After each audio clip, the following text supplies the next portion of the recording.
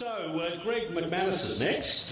Greg began his career as a software developer and transitioned during the 80s, so scarcely around myself, and became the National Marketing Manager at Main Nicholas Computer Services. That, at that stage, was the biggest payroll service provider in Australia. In '88, Greg was instrumental in creating and launching the payroll services business Payline, which is these days owned by ADP, 5,000 clients through Australia, etc. And in 1990, Greg founded National Payroll Systems. Now, that tired him so much that this time last year he decided to retire. But having been given jobs like weeding and painting and tidying up his study at home, he decided retirement wasn't for him, and he's now kicked off a new business. And that business is called Payroll Metrics, which is one of our sponsors today. I hope we put you a card in their little fishbowl for the prize. So Payroll Metrics, ladies and gentlemen, creates a generation payroll labour management application delivered as software, as a service through the cloud. We heard Stephen talk about that. And the new product will be ready for market in early 2014. So to have a chat to us this afternoon about creating high-performance payroll office, could you give it up, ladies and gentlemen, for Greg McManus.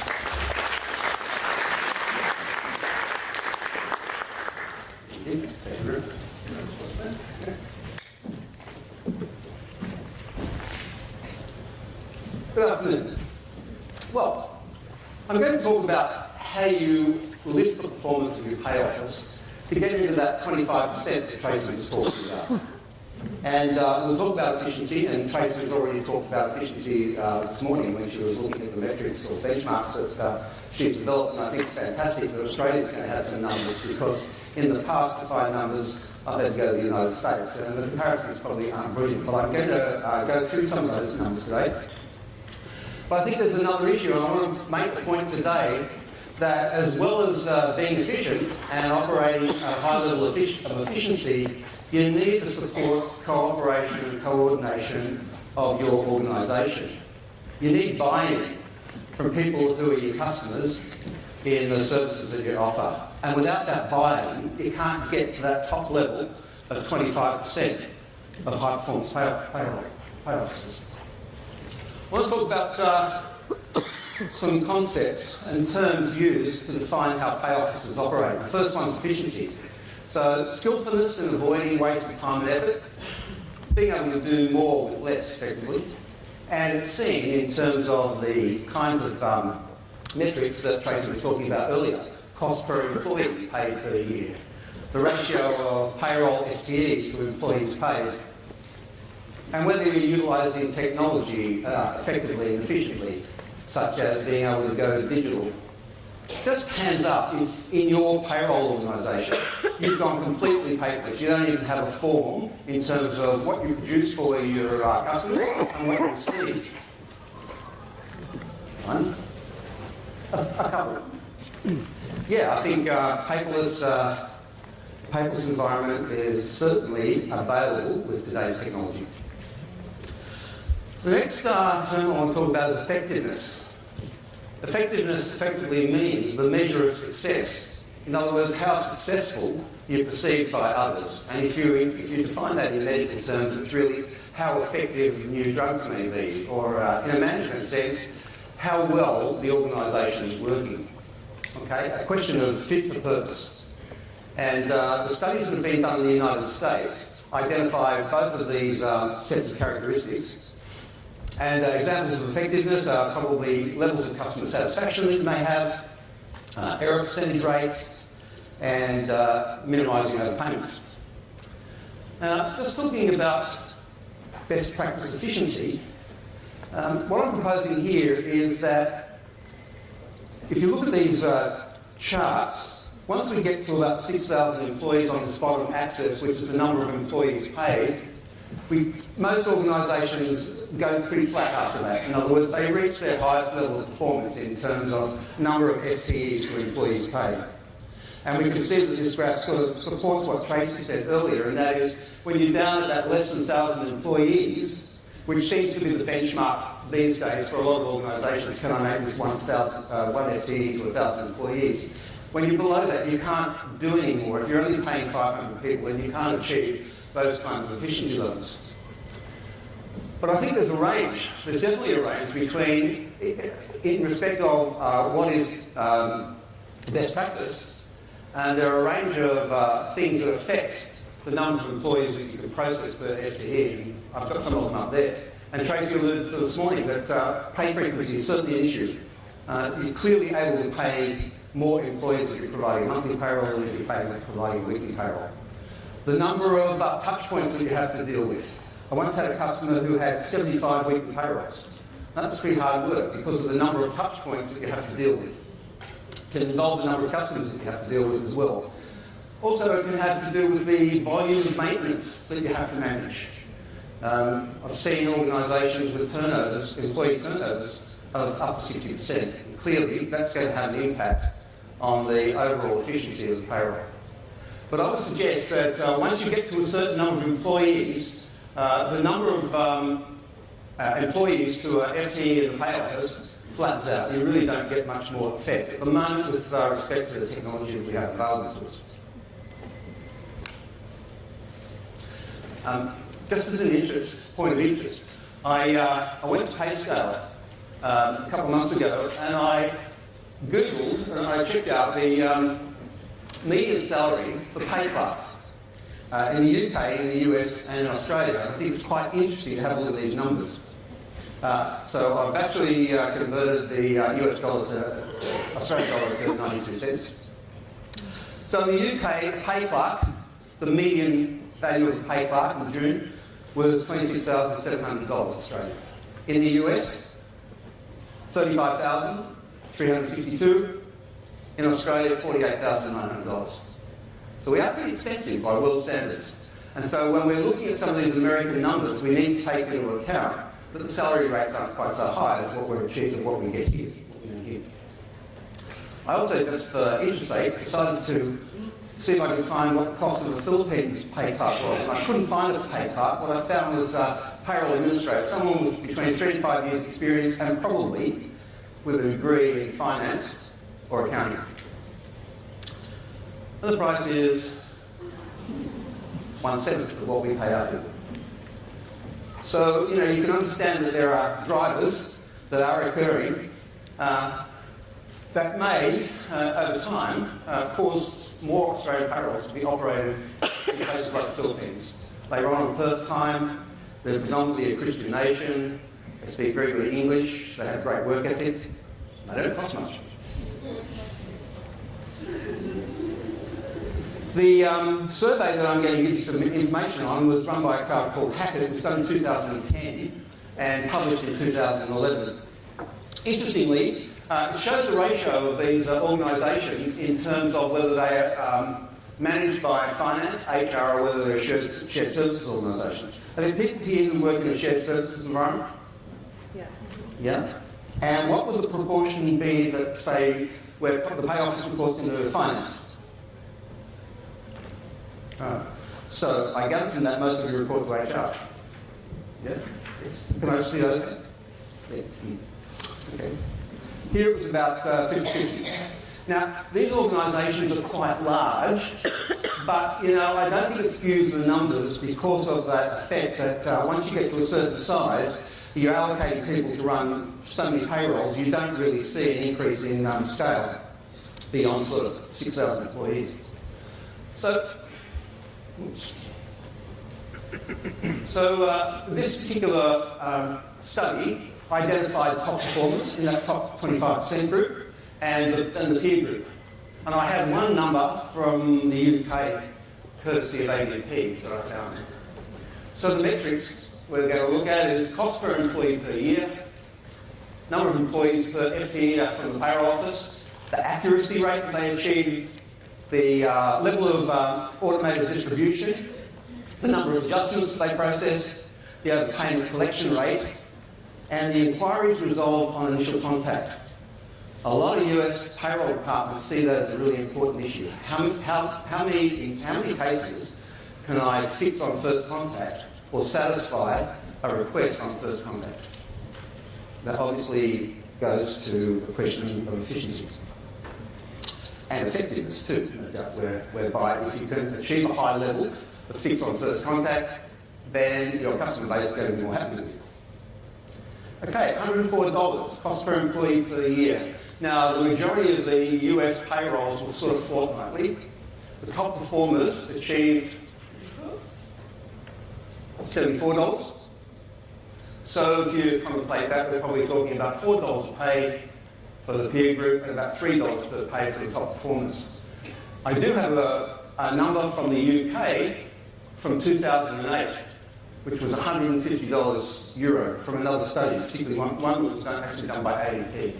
Now, it's from 2008, and I think technology had some impact from between 2008, 2010, and 11, particularly with high introduction of employee services. Resources per FTE, 1,060, that's what the peer group was doing, 1,245, that's what the top performers were doing. Accuracy rate, pretty high. So 99.9 is 1 in 1,000. 99.96 is 4 in 10,000, or 1 in 2,500. Paperless distribution, 93% for the top performers, 79% for the peer group.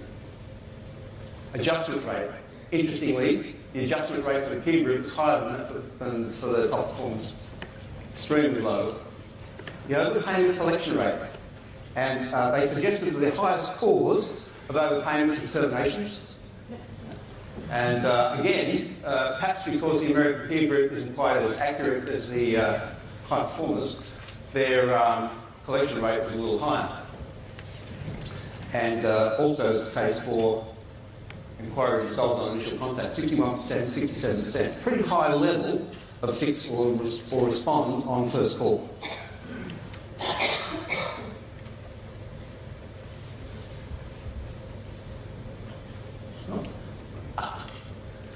Right.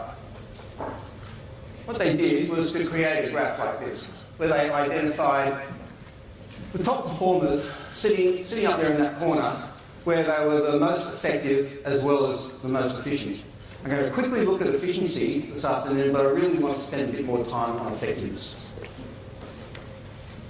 So here are the quadrants. So if we're living down in this bottom quadrant, we don't want to stay there. If we're neither effective or efficient, we're not getting on with the organisation and we're not being particularly efficient in terms of the way we do our business. If we're up here, we're talking the talk, but we're not really walking the walk. Okay, we're engaging with the organisation, maybe quite successfully, but in fact we're not really achieving what our peer organisations in other companies are achieving. And it's only a matter of time until the organisation wakes up and says, hey, you guys aren't performing efficiently enough. I think traditionally a lot of payroll departments have found themselves here, working hard but feeling isolated, quite efficient, but not really fully getting engagement from the organisation that they serve. We're going to talk about how to raise effectiveness in the rest of this presentation. Performing well here, and obviously we have the top performers. I'm going to put to you that the way to achieve that top performers position is to work on both efficiency and effectiveness equally. So the way you get there is point to that arrow. So if you find yourself up in the top quadrant, you may even see a reduction in effectiveness as you try to increase your efficiency.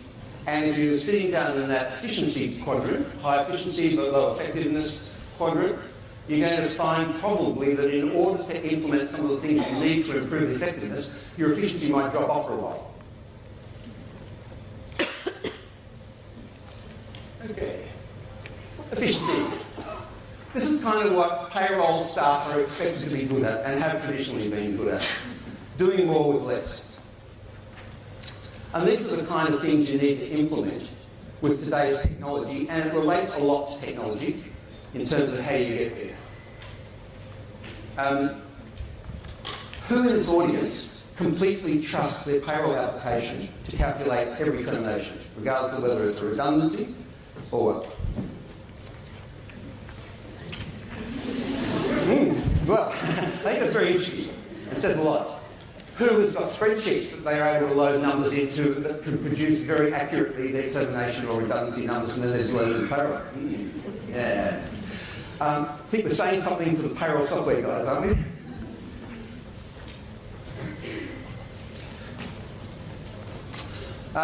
I'll just quickly talk about a few of these, but I mean, it's all about automating processes. Automating super payments, deduction payments, TFN declarations to the tax department. Having 100% digital storage. Digital storage is really important. So it's different to digital distribution of reports, but the ability to have a report repository that you can just keep information on for 7 years in PDFs that you're able to get to really easily is really important. Payroll tax calculations, integrated TNA. Now, I'm not suggesting that you go to a vendor who's got both TNA and payroll software, but you look at the way you integrate the TNA to make it pretty efficient and effective. We look at what the traditional payroll staff qualities are. It's, attention to detail, numeracy, usually being quiet and retiring, introverted. And that's okay for improving efficiency. But if you want to engage with the organisation and get buy-in from the organisation, you need a few more traits. You've got to be ready to negotiate. You've got to get ready to start selling.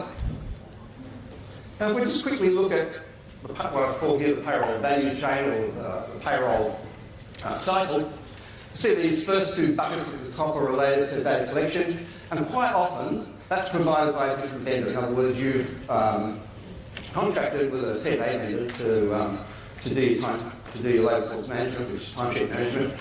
Then this next line of payroll management, process and validation, authorisation, post-process, report generation, and accounting is basically what you get out of your payroll system.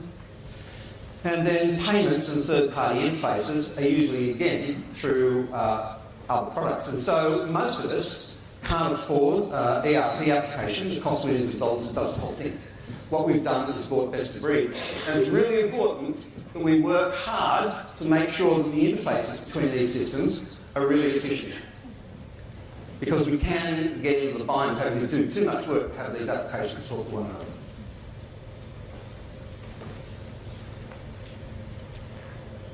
Now we'll talk about effectiveness.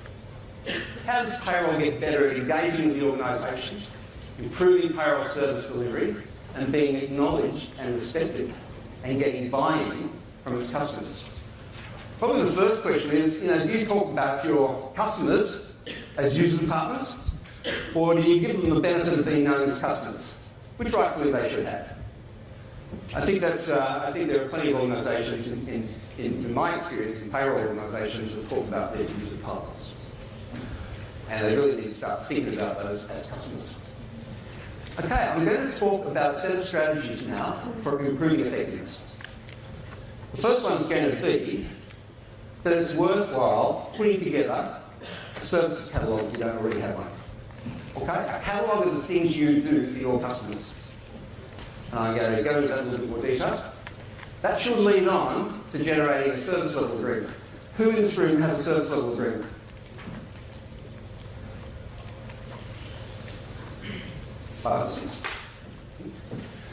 Service level agreements are really important because they don't just determine what you're going to do for your customers, they also should determine what your customers are going to do for you, their obligations as well.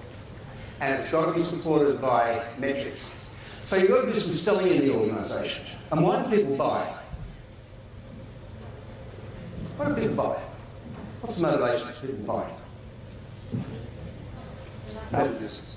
Well, they like the product. We've got some really heavy-duty sales guys in this room. Why do people buy it, Warren? Where are you? Value. Value. I'll put it to you that people buy it to solve problems. That is the main motivator for people buying. And you need to know what your customers' problems are. If you don't know their problems, you can't solve them. So you can't really engage with them. So it's going to be really important to understand what your customers' problems are and then go and address them. That's how you're going to get buy-in from your customers. So I would suggest that we set up a customer services program. I'm going to go through the steps in customer services program a little while. Who runs customer satisfaction service? That's good. Good.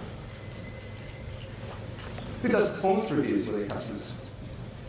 Same hands. And the next thing I think is continuous improvement. Once you're starting to hit your numbers, the challenge is to get better. And that's where you really get appreciation from your customers. The other thing is having a talent development plan for your pay office is really important. One of the important issues that came out of the survey was that the top performers had longevity in the payroll department. Okay, so this is a 6-step framework for customer services. So initially, define the services catalogue, establish a service level agreement, get a customer services management program up and running, start doing customer satisfaction surveys, review performance, and then look to continuously improve what you're doing and go back through the cycle again and again. This is an example of our services catalogue. And so first of all, have a services category. In this example, it's transaction processing. And these are the things that you do for customers on the basis of transaction processing services. So we've got things like adjustment payers, termination payers, etc. We describe what the service is. We describe what documentation is required. If we're going to use it practically, we can identify when the customer sends these forms to us. We can identify the quantities that have been requested and the quantities that have been delivered. And we can identify maybe what our service level targets are for these items. And if it's a request that maybe requires you to go to your vendor to have something done, the opportunity may be to get a quotation before you go ahead and do it. This is a really good exercise to identify what it is you're doing, what you're providing for your customers. It's a great thing to give to your customers, and it's a great thing for the payroll team to work on and put together. And it's the baseline for establishing a service level agreement. Okay, so the service level agreement, when you move on from the first point, is to define your commitments to your customers and define your customer's obligation to you. An effective SLA must have measures. So this is where we get down to benchmarking. So in combination with talking to your customers, understanding their problems, it's important then to work out some metrics that you're going to utilise to be able to drive this service level agreement. And of course, as Peter Drucker said, you can't manage what you can't measure. Another thing in terms of the negotiation of the service levels, is not to be prescriptive with your customers. And you know, one area is payroll cut-off times. And I've seen some pretty heavy-duty payroll departments in the past that say the cut-off date is 4th month, no correspondence to be entered into beyond that under any circumstances whatsoever. Maybe that's not good enough. Maybe there are, if you look across your services catalogue, you can lighten up on some of those issues. You can have maybe cut-off times for different types of services that are that you're providing. So it's a good process to negotiate your customers' commitments. This is a slide that came from a presentation given by the guy who was Director of Global Payroll Operations at Starbucks Coffee to the Canadian Payroll Association only in June 2013. And nearly his whole presentation of about 25 slides is all about defining metrics. He is metrics mad. So he's saying you need to describe what's going to be measured, how it's going to be measured, how frequently it's going to be measured, who is responsible for collecting the data, how do you define thresholds, what do you think the current range of values is considered to be acceptable, and what possibly could we want to try and achieve if we could improve our performance. So this is pretty important stuff, getting metrics in your service level agreement.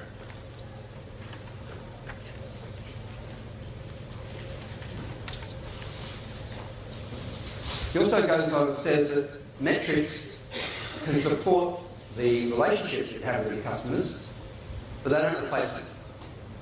It doesn't obviate the need to keep talking to your customers and keep asking the questions, what are your problems? And he's talking about having strategies for different groups within the organisation. So at the executive level, you're going to align the payroll objectives, metrics, with the corporate objectives. You're going to deal with management in order to improve the quality of the relationship with peer departments who are providing the information. And it's also helpful to have an operational SLA for your employees. And I think lots has been written about establishing knowledge bases, etc., for employees in the past, recent past. So, this guy's saying, Brent Dow, listen carefully to your customers, understand their needs and their challenges, and create a win-win environment.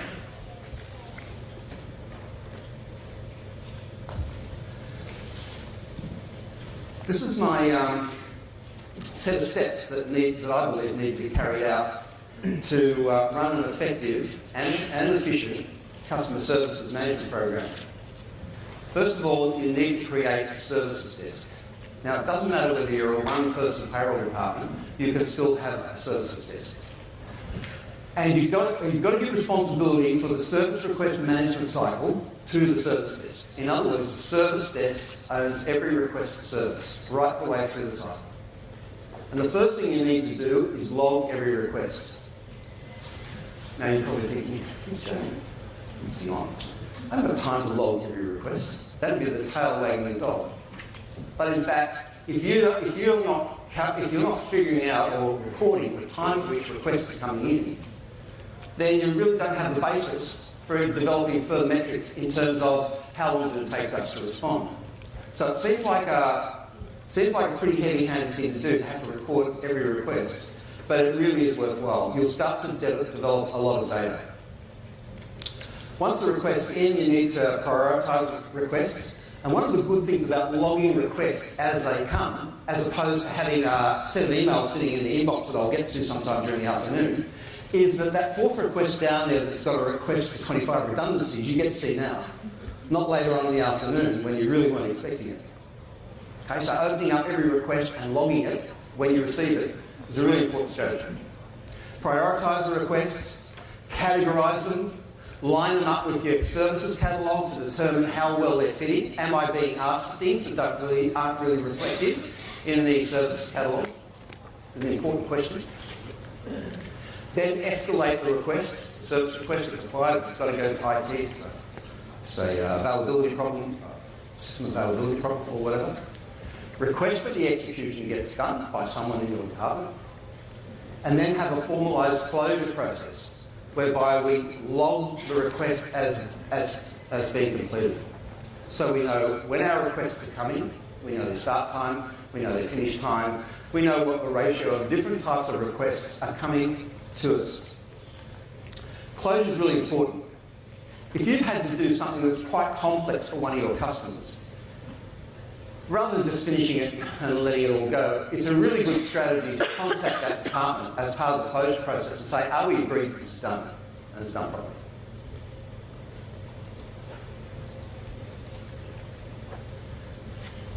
The next step is to create a customer satisfaction survey. And you don't need 100 questions. You just need to identify what you think are the important questions that need to be asked, particularly those that relate to the pain points of your customers, and keep them the same as survey to survey so that you can measure performance over a period of time. For the people who are running such surveys, how frequently do you run them?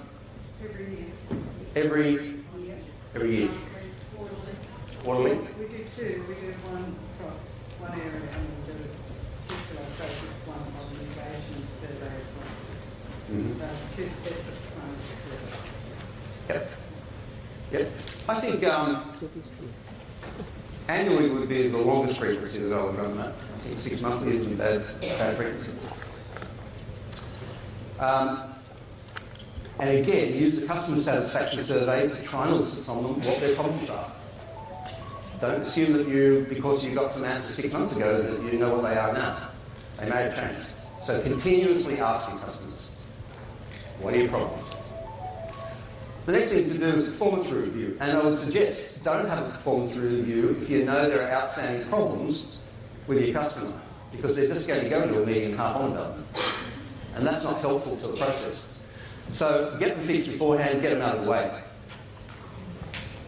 Base the review on the metrics that you've generated through your customer services program. Go through the numbers, look at your performance and look at the customer's performance. And again, ask about problems.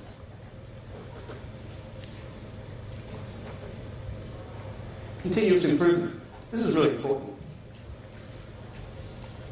You need to continuously look at your metrics and identify how you can improve guest service. This is where you need to start thinking about how you can better use technology. Engage with your vendor, your software vendor. Talk to them about how you can improve your efficiencies. Look at maybe being able to automate the customer services cycle. So instead of keeping that data that I was talking about maybe in a spreadsheet, maybe there's an application around that will help you log those requests and process the requests, fulfill the requests and close them, and provide metrics against those. Continue to look at process automation, and I think probably the major influence in payroll performance, probably in the last 10 years, has been the availability of self-service applications, employee self-manager and employee self-service applications. It's my firm opinion that the next step is going to be related to mobile technology. Near-field recognition and things like that, where people, as they walk into the business premises, are going to be recognised as having arrived and when they leave, also as having left. When they go to the canteen, as having taken a break.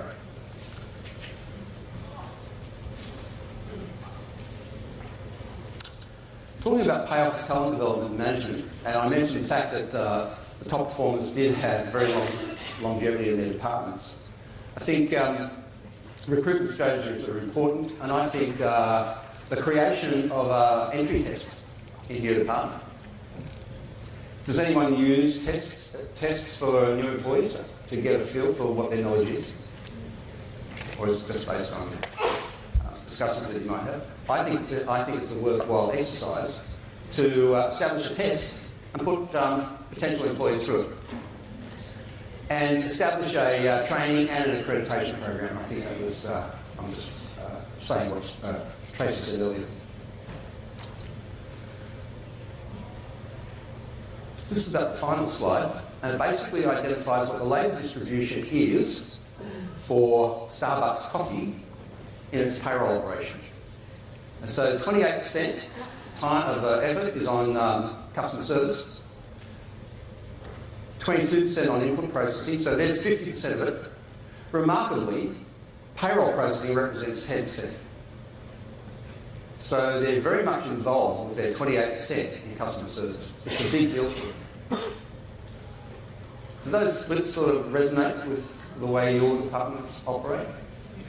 Have you had a go at identifying a pie chart such as this for your department? Do you think it's over? Yeah. I mean, the top performing departments are trying to minimise the manual processes that they operate in their payroll departments. They're trying to get far more automated, so they've got more time to spend with their customers, identifying what their customers' requirements are and going and satisfying those. And it could be the need for more information that currently the payroll system's not generating. Okay. That brings me to the end of my presentation, and just a request if you have any questions.